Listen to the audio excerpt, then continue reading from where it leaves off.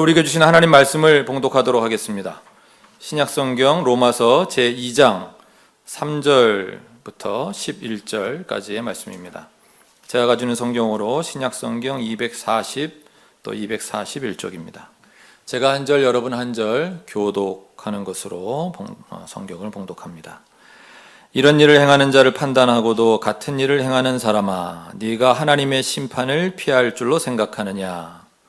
네가 하나님의 인자하심이 너를 인도하여 회개하게 하심을 알지 못하여 그의 인자하심과 용납하심과 길이 참으심이 풍성함을 멸시하느냐?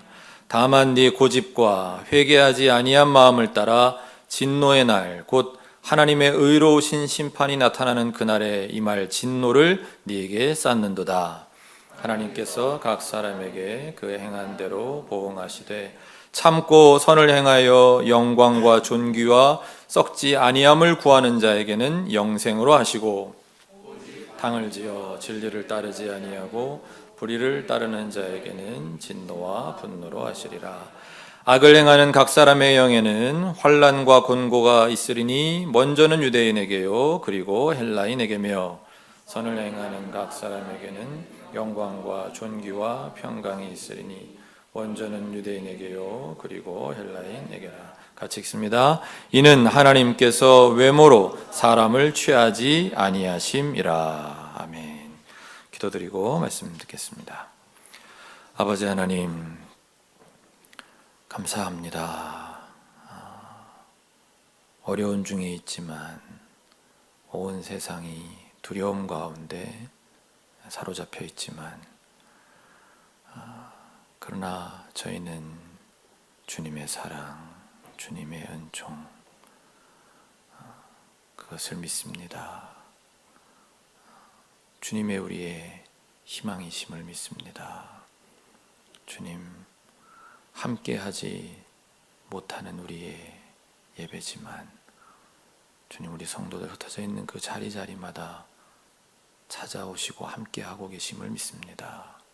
우리의 예배를 받아주시옵소서.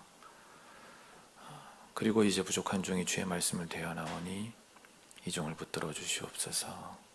성령과 진리로 드리는 예배 되어지기를 원합니다. 우리와 함께 하시고 이 예배 받아 주옵소서. 함께 하시는 주님께 감사와 영광을 돌리며 우리 주 예수 그리스도의 이름으로 간절히 기도하옵나이다. 아멘. 코로나19로 인해 오늘도 우리는 다 함께 모여 예배 드리지는 못하고 있습니다. 지난 주일 오후에 제가 우리 유양석 성도님, 이선희 집사님의 그 중앙족발 개업 신방 갔다가 몇몇 우리 성도님들 그 자리에서 만났습니다. 얼마나 반갑든지 눈물이 다 났습니다. 조만간 우리 모두 다시 만나 다 함께 예배드리는 날, 그날도 그렇게 감격스러운 날이 될 것 같습니다. 오늘도 우리는 가정 예배로 드리고 있습니다만 주님의 은총이 여러분 모두와 함께 하시기를 간절히 기원합니다. 여러분들도 신문 방송을 통해 다 알고 계시겠습니다만은 이 코로나19 바이러스는 박쥐 안에 있었다고 합니다. 그래서 어떤 분들은 그 박쥐들을 다 없애버려야 이런 코로나 바이러스의 변종이 더는 생기지 않는 것이 아니냐고 말씀하는 분들도 있다고 합니다. 그 심정은 우리가 충분히 이해가 갑니다. 오늘은 그래서 박쥐 이야기를 좀 하는 것으로 설교를 시작하려고 합니다. 다 아시는 것처럼 박쥐는 유일하게 자기 힘으로 하늘을 나는 포유류입니다. 근데 전 세계 박쥐의 개체 수는 전체 포유류의 5분의 1에 달한다고 합니다. 포유류 아시죠? 포유류. 우리 사람, 우리가 기르는 개, 고양이, 말, 소, 이런 고래도 포유류죠. 굉장히 포유류 종류가 많은데 그 전체 포유류의 5분의 1이 박쥐랍니다. 놀라고 계시는 여러분의 표정이 보이는 것 같습니다. 생각보다 엄청 많죠. 저도 그렇게나 박쥐가 많은지 몰랐습니다. 이렇게나 많기 때문에 다 잡아 없앨 수 없겠죠. 네. 그리고 박쥐는 주로 해충을 먹고 산다고 합니다. 그러니까 우리가 만약 다 없앨 수 있다 하더라도 그렇게 하면 우리 인류에게 그리고 지구 생태계에 또 다른 심각한 문제를 낳게 될 것입니다. 그렇습니다. 무슨 문제든지 간에 없애서 해결하려는 방식은 애초에 시도도 하지 말아야 합니다. 그런 해결 방식은 언제나 또 다른 문제를 낳는 법이기 때문입니다. 공생하는 법, 상생하는 법을 찾아야 문제가 풀립니다. 언제나 그렇습니다. 많은 과학자들이 이야기합니다. 이런 일이 반복되는 것, 그러니까 이 코로나 바이러스 종류, 에볼라가 그랬고, 사스가 그랬고, 또 몇 년 전에 메르스가 그랬고, 또 이번에 이 코로나19까지 이 모든 바이러스에 다 박쥐가 개입되어 있는데 그것은 박쥐의 잘못이 아니라는 겁니다. 박쥐의 서식지까지 파괴하고 들어가는 우리 사람들이 문제라고 말합니다. 박쥐랑 사람은 본래 서로 접촉하지 않고 떨어져서 살아야 됩니다. 서로 살아가는데 적합한 환경이 너무나도 다르기 때문이죠. 박쥐는 본래 정글 깊은 곳, 그리고 동굴 깊은 곳 등 사람이 가까이 할 수 없는 곳에서 살아갑니다. 그런데 사람들이 자꾸 박쥐가 사는 곳으로 가까이 들어갑니다. 정글을 파괴합니다. 그곳에 밭을 만들고 그곳에서 가축을 기릅니다. 왜 개발합니까? 왜 개간합니까? 먹고 살려고 합니다. 지금보다 더 많이 먹고 더 잘 먹으려는 미국 사람, 중국 사람, 한국 사람들 때문입니다. 소위 말하는 제1세계의 사람들의 더 많이 먹고 더 많이 가지려고 하는 욕망이 이런 재난을 불러일으킨다고 하는 것입니다. 박쥐 안에 아무리 이상한 바이러스가 많이 변종을 일으킨다 할지라도 우리가 그들의 서식지를 빼앗고 파괴하고 개발하지만 않으면 이런 일은 일어나지 않는다는 것이 과학자들의 충고입니다. 오늘 본문 5절 말씀을 다 같이 읽겠습니다. 시작. 다만 네 고집과 회개하지 아니한 마음을 따라 진노의 날 곧 하나님의 의로우신 심판이 나타나는 그날에 임할 진노를 네게 쌓는도다. 그렇습니다. 결국 완고하여 회개할 마음이 없는 우리 인간들이 문제입니다. 코로나19가 잠잠해지면 아마 우리는 금방 또 다 잊어버리고 여전히 지금보다 더 많이 먹고 더 많이 가지려 할 것입니다. 그러다가 이런 문제가 또 몇 년 뒤에 생기면 백신 개발하면 돼, 약을 만들면 돼, 아니면 이거 먹으면 면역력이 좋아져, 그러니까 더 많이 먹어, 그런 식으로 대응하고 말겠죠. 이제는 보다 근본적인 해결책을 찾아야 할 때인 것 같습니다. 영적으로도 우리의 욕심, 욕망, 정욕 등은 사탄의 도구이지 우리 그리스도인들의 것은 아니지 않습니까? 따라서 우리 그리스도인들부터 이제는 좀 덜 먹고 덜 쓰는 새로운 삶의 방식을 찾아보려고 해야 하지 않을까 싶습니다. 좀 불편하겠지만 그 불편함을 감수하려는 마음이 너무도 절실히 요구된다는 하늘의 사인으로 이번 코로나19 사태를 보아야 하지 않을까 싶습니다. 오늘 본문 6절 말씀은 이렇습니다. 하나님께서 각 사람에게 그 행한 대로 보응하시되. 그렇습니다. 하나님께서는 각 사람에게 그가 한 대로 갚아 주실 것입니다. 코로나19 사태도 어쩌면 우리 인류가 행한 대로 그 갚음을 당하는 중일 수도 있겠습니다. 그동안 우리의 욕심을 채워오는 데에만 우리가 급급해하며 살지는 않았는지요. 그러면 우리는 어떻게 살아야 할 것입니까? 본문 7절 말씀에 의지하여 지난 주에 말씀드린 것처럼 참으면서 선한 일을 하여 영광과 존귀와 썩지 아니함을 구하는 삶을 살아야 할 것입니다. 하나님께 은혜 받은 자로서 은혜를 나누는 일을 하여 영광과 존귀와 불멸의 것을 구하는 삶을 삽니다. 하나님께서는 그런 우리에게 영생으로 갚아주신다고 했습니다. 구원으로, 하나님 나라의 삶으로 갚아주시는 것입니다. 그렇다면 오늘과 같은 상황에서는 우리가 행할 은혜 나누는 일에 환경을 향한 일도 포함되어 있겠습니다. 그리고 오늘 추가된 본문 9절 이하에서 말씀하십니다. 악한 일을 하는 모든 사람에게는 환난과 고통을 주실 것이요. 10절 선한 일을 하는 모든 사람에게는 영광과 존귀와 평강을 내리실 것이라고 말입니다. 그러면서 11절 말씀으로 마침표를 찍으십니다. 이는 하나님께서 외모로 사람을 취하지 아니하심이라. 즉 하나님께서는 사람을 차별함이 없이 대하시기 때문이다 했습니다. 그렇습니다. 유대인이든 헬라인이든 한국 사람이든 중국 사람이든 미국 사람이든 차별 없이 악한 일을 하는 모든 사람에게는 환난과 고통을, 선한 일을 하는 모든 사람에게는 영광과 존귀와 평강을 내리신다고 하셨습니다. 이제는 우리 모두를 살리는 선한 일에 우리 그리스도인들이 앞장서야 할 때입니다.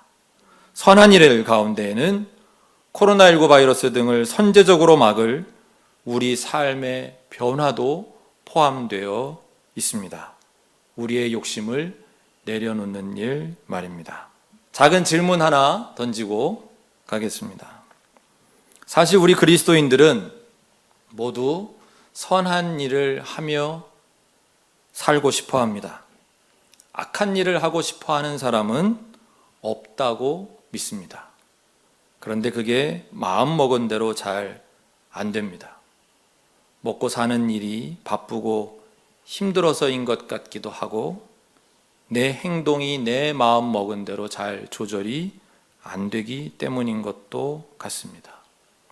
저도 이것 때문에 참 힘들 때가 많이 있습니다. 그런데 우리는 잊어버리면 안 됩니다.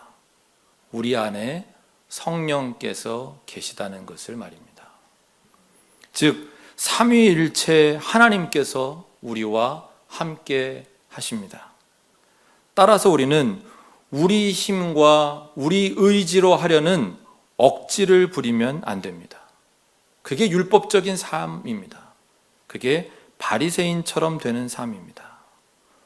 우리는 우리와 함께 하시는 하나님을 의지해야 선한 일을 할 수 있습니다. 그러면 그게 어떻게 하는 것인가 좀 더 구체적으로 알려드리겠습니다. 그러나 최대한 간단하게, 가정 예배 중이니까. 하나님을 의지한다는 것은 하나님을 사랑하는 것을 의미합니다.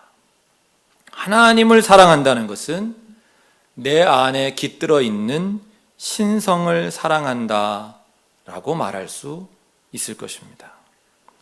내 안의 인간성, 즉 자기중심성으로 대표되는 본능적인 인간의 마음이 아니라 그것은 부인하고, 자기를 부인하라고 하셨으니까 우리 안에 찾아오신 하나님, 그래서 내 안에서 또 우리 안에서 만날 수 있는 그 신성 말입니다.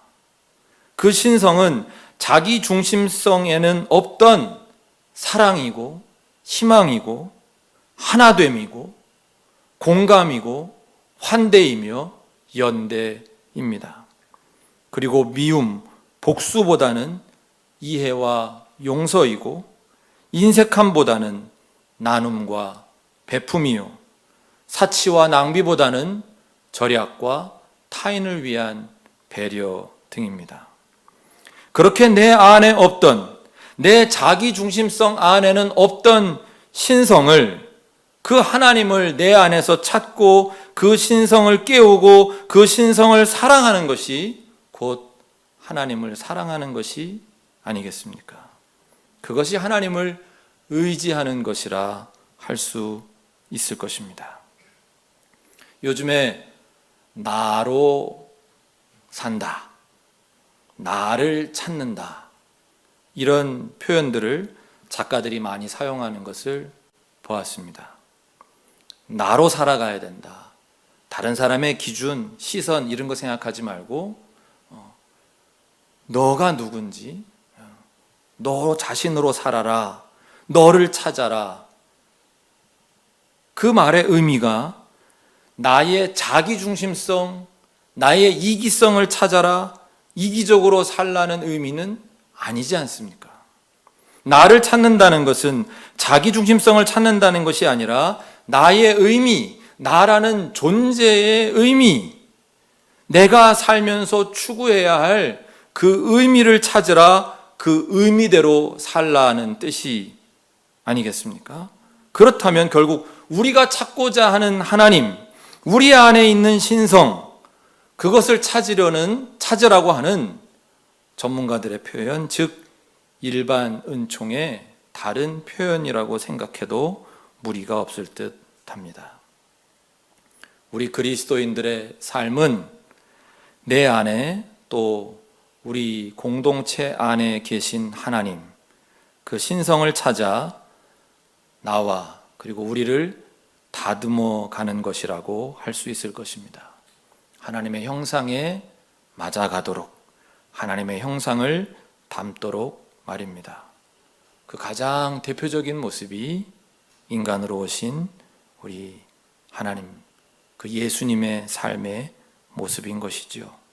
사랑, 자비, 온유 등으로 대표되는 그분의 모습이 우리의 삶의 모습이 되어가는 것이 그리스도인의 삶일 것입니다. 그리고 요즘 같은 때는 특별히 우리 타자에 대한 배려, 용납, 환대, 그리고 우리의 욕심을 좀 내려놓는 그런 모습들 말입니다. 물론 이것은 결코 쉬운 일은 아닙니다. 우리 안에서 늘 튀어나오는 것은 우리의 그 자기중심성이기 때문에 우리가 날마다, 순간마다 정말 우리와 함께 하시는 그 하나님을 찾고 또 의지하고 하는 그 우리의 신앙됨, 신앙인으로서의 삶, 이것을 결코 놓치지 않아야 그저 조금씩 그렇게 이루어갈 수 있는 일이라고 생각이 됩니다. 그러다 보면 자연스럽게 이런 하나님 사랑이 이웃을 사랑하는 모습으로 나타날 것이고, 오늘 본문 말씀 10절의 말씀처럼 선을 행하는 각 사람에게는 영광과 존귀와 평강이 있으리니, 선을 행하는 우리가 영광, 존귀, 평강의 주인공이 될 줄로 믿습니다. 말씀을 정리하겠습니다. 이번 기회에 자신의 마음을 좀 더 깊이 들여다보면 어떻겠습니까? 요즘처럼 밖에 나가기가 힘든 때에 오히려 자신의 내면을 들여다보며 내가 어떤 모습으로 살아가고 있는지, 나는 내 안에 계신 하나님을 찾아 그분이 이끄심에 순종하며 선한 일을 하면서 살아가는지, 아니면 여전히 나를 움직이는 원동력은 내 욕심, 욕망, 정욕인지. 올해 사순절은 하늘 가는 길을 끝까지 잘 갈 수 있도록 내가 살아가고 있는지 한번 스스로를 살펴보는 기회로 삼는 우리 모두가 되기를 주님의 이름으로 부탁드립니다. 우리 모두 다 함께 다시 만날 날까지 여러분 모두에게 주님이 은총 베푸시기를 기원합니다.